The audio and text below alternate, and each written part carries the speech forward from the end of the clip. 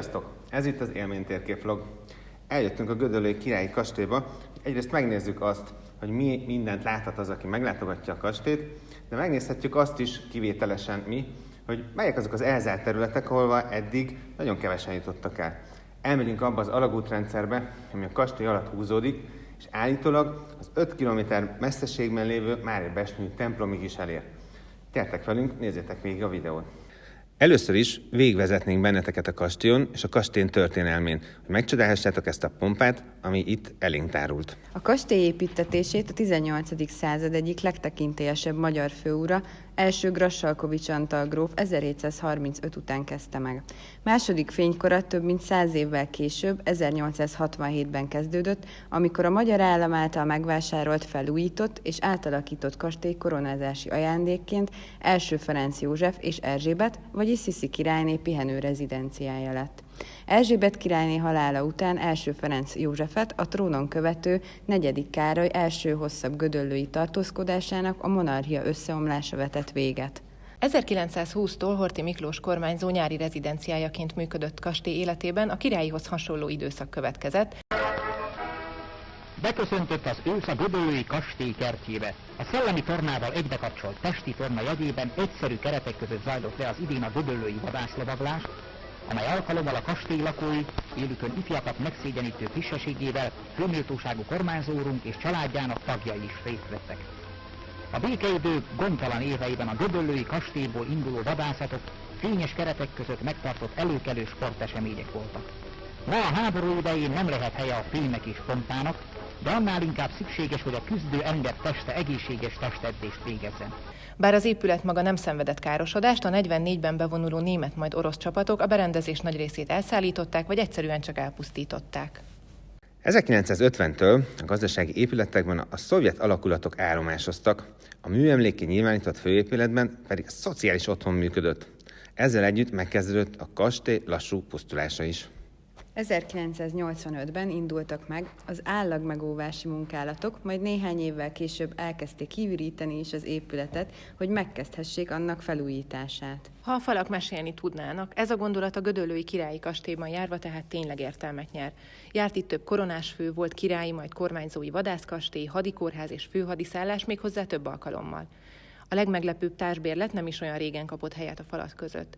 A magyar néphadsereg anyagraktára, a szovjet hadsereg laktanyája több emeletes vaságyakkal és a laktanya magazinjával Budapest főváros szociális otthona és tiszti lakások kaptak itt helyet. Voltak, akik 20 vagy akár 40 éven keresztül élték a kastélyban mindennapjaikat katonatisztek vagy a szociális otthon személyzetének gyermekeiként.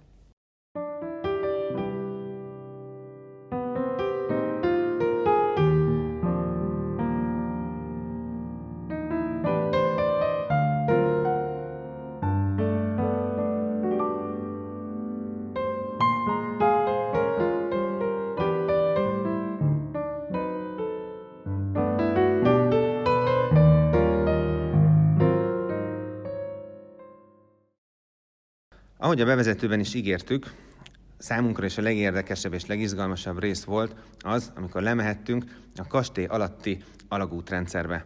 Ebbe az alagútrendszerbe a látogatók egyébként nem tehetnek betekintést, azonban mi most egy különleges engedéllyel lemehettünk ebbe a barlangrendszerbe. Maga a vendéglátónk is kicsit félt attól, hogy mit fogunk itt találni. Nem is nagyon engedett bemászni azokba az üregekbe, amikben én szívesen bemásztam volna. Nagyon sok helyen víz állt, elég magas víz állt az alagútban, így hiába volt rajtunk csizma, nem tudtam tovább menni, pedig látszott, hogy az alagút ott messze-messze tovább vezet. Volt egy kis rés is, amin átmásztam, itt azonban nem találtam további utat, bármennyire is úgy tűnt, hogy ez az alagút folytatása. Az alagútrendszer egyébként a Gödöllői Királyi Kastélytól egészen Mária Besnyőig elér, ez nagyjából 5 kilométert jelent. Kereskedelmi útvonalként is használták, ez azt jelenti, hogy akár egy teljes lovaskocsi befér egyébként az alagútba. Az alagútrendszer ihlette meg Horthy Miklós védelméért felelős személyeket is, és kiépítettek itt egy nagyon komoly bunkert, amelyben Horthy Miklós bújt volna el a háború bombázásai elől.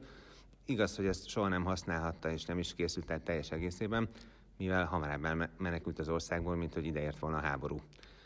Ez volt tehát a Gödöllői Királyi Kastély, vagy Grassalkovich kastély. Azt gondolom, hogy igen színes történelemmel rendelkezik, és tényleg nagyon szépen fel van újítva. Mindenképp érdemes eljönnök és megnézni. A kastélypark is gyönyörű, és egy nagyon jó kávét lehet inni a kastély kávézójában. Mindenképpen egy kellemes kiruccanás, kirándulás lehet. Főleg annak, aki megnyerheti azt a díjat, amelyet a következő videónkban fogunk kisorsolni, azok között, akik a jelen videónk alatt kommentáltak, beírjátok azt, hogy melyik az a magyar kastély, amit ti a legjobban szerettek. Lehet, hogy el is megyünk oda. Aki szeretne esetleg további információkat megtudni a kastélyról, az látogasson el a kastély weboldalára, vagy pedig olvassa el élménybeszámolónkat az élménytérkép.hu weboldalon. Tartsatok velünk a következő alkalommal is, hogy biztosan nem maradjatok le a videóinkról, iratkozzatok fel a csatornára, és ne felejtsétek el megnyomni a csengőt sem. Sziasztok! Sziasztok! Sziasztok!